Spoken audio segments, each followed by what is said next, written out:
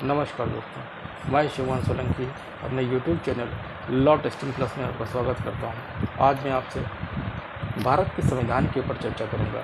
भारत के संविधान के ऊपर मैंने अपने पार्ट 1 में यानी पिछले लेक्चर में पार्ट 1 के ऊपर मैंने चर्चा की थी, जो कि संघ और राज्य की बात करता है। आज मैं आपसे उसके दूसरे पार्ट, जो कि नागरिकता से संबंधित है, उसके विषय में बातचीत करूँगा। यहाँ पर ये बताया गया है कि पार्ट 5 में ये बताया गया है कि अगर संविधान के प्रारंभ पर नागरिकता की बात करता है कि इस संविधान के प्रारंभ में प्रत्येक व्यक्ति जो भारत के राज्य क्षेत्र में पाया जाएगा, यानी कि अधिवास है उसका, तो भारत का नागरिक समझा जाएगा। उसमें शर्त क्या है? शर्त यह है कि वो भारत के राज्य क्षेत्र में जन्मा हो, या फिर उसके माता पिता में कोई भारत के राज्य क्षेत्र में जन्मा हो, या फिर ऐसे प्रारंभ के ठीक पहले, यानी कि भारत के संविधान लागू होने से ठीक पहले 5 वर्ष तक भारत के राज्य क्षेत्र में मामूली तौर पर निवासी रहा हो, तो भारत का नागरिक समझा जाएगा। क्लास आर्टिकल 6 में बता दिया गया है पाकिस्तान से भारत को प्रोजन करने वाले कुछ व्यक्तियों को नागरिकता के अधिकार, यानी जब भारत का संविधान लागू हुआ, यानी कि देश आज़ाद हुआ, तो उस समय जो है 2 राष्ट्रों का गठन हुआ, यानी कि भारत और पाकिस्तान का। कुछ लोग पाकिस्तान चले गए, कुछ लोग भारत में रह गए। अगर पाकिस्तान से कुछ लोग भारत, यानी कि जिस हिस्से में पाकिस्तान था, अगर वहाँ से कोई व्यक्ति भारत आना चाहता था, तो उसमें नागरिकता के क्या अधिकार है, इस विषय में बात करता है आर्टिकल 6। यहाँ पर ये बताया गया कि आर्टिकल 5 में किसी बात के होते हुए भी अगर कोई व्यक्ति ऐसे राज्य क्षेत्र में जो पाकिस्तान के अंतर्गत आता है, भारत के राज्य क्षेत्र को प्रोजन किया है, तो इस संविधान के प्रारंभ पर भारत का नागरिक समझा जाएगा। उसकी शर्त क्या है? शर्त क्या है कि उसके माता पिता, यदि वह स्वयं या उसके माता पिता या उसके पितामह या पितामही या फिर माता में या मातामही मूल रूप से भारत में जन्मा हो। भारत में कौन सा भारत? जो कि 1935 का भारत था, जिसमें बांग्लादेश, पाकिस्तान वगैरह सब कुछ शामिल था।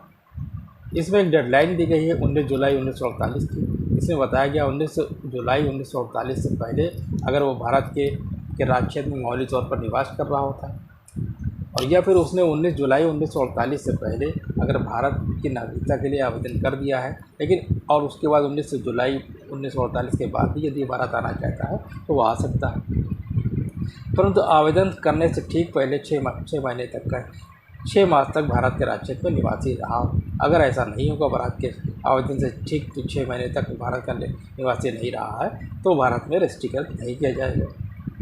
आर्टिकल 7 ये कहता है कि यदि कोई व्यक्ति पाकिस्तान को प्रोविजन करता है, यानी पाकिस्तान की नागरिकता ले लेता है, यानी भारत से पाकिस्तान चला जाता है, तो 1 मार्च 1947 के बाद से वो भारत के राज्य क्षेत्र में से अगर पाकिस्तान के अंतर्गत आता है, अगर वहाँ प्रोविजन कर गया है, तो भारत का नागरिक नहीं समझा जाएगा। ये आर्टिकल 7 ये बताता है।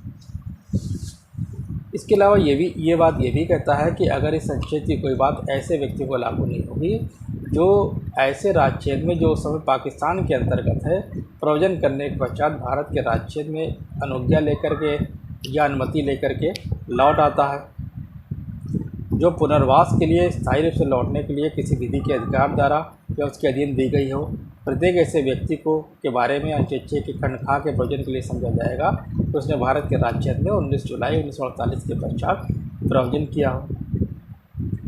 आर्टिकल 8 ये कहता है कि अगर भारत के बाहर रहने वाले भारतीय उद्भव के, यानी भारतीय मूल के कुछ व्यक्ति को नागरिकता के अधिकार की बात करता है। यहाँ पर आर्टिकल 8 ये बताता है कि यदि कोई व्यक्ति, क्योंकि इंग्लैंड ने यहाँ पर 300-400 साल यहाँ पर शासन किया था, तो बहुत से यहाँ पर भारतीयों को लेबर के रूप में यहाँ से विदेश लेके गए थे। अगर उनके बच्चे यहाँ की नागरिकता लेना चाहते हैं तो उसके विषय में आर्टिकल 8 पर ये बात कहता है, लेकिन उसके लिए शर्त यही है कि उनके माता पिता या फिर पितामही या फिर उन्होंने जो है भारत में जन्म लिया हो। कौन सा भारत? वही 1935 के भारत में जन्म लिया है। तो अगर ऐसी स्थिति होगी तो वो भारत के राजनयिक या काउंसिल को जब वहाँ पर आवेदन करेंगे तो उसको रजिस्ट्रेट कर लिया जाएगा।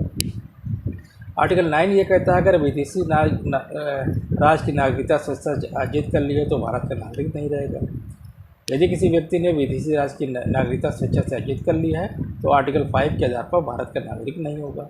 आर्टिकल 6 या 7 के आधार पर भारत का नागरिक नहीं समझा जाएगा। आर्टिकल 10 ये कहता है कि अगर पूर्वगामी ये दोनों पूर्वगामी जो प्रोविजंस हैं, आर्टिकल्स हैं, उसके अधीन यदि उन्होंने नागरिकता प्राप्त कर ली है तो भारत का नागरिक नहीं रहेगा।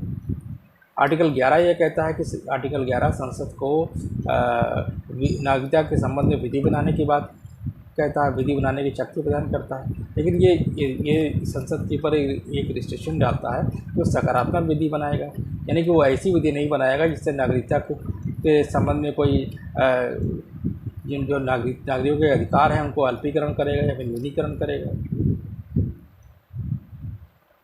तो ये आपने देखा कि आज मैंने आपसे भारत के संविधान के पार्ट 2 के ऊपर चर्चा की है, जो कि नागरिकता संबंधित है।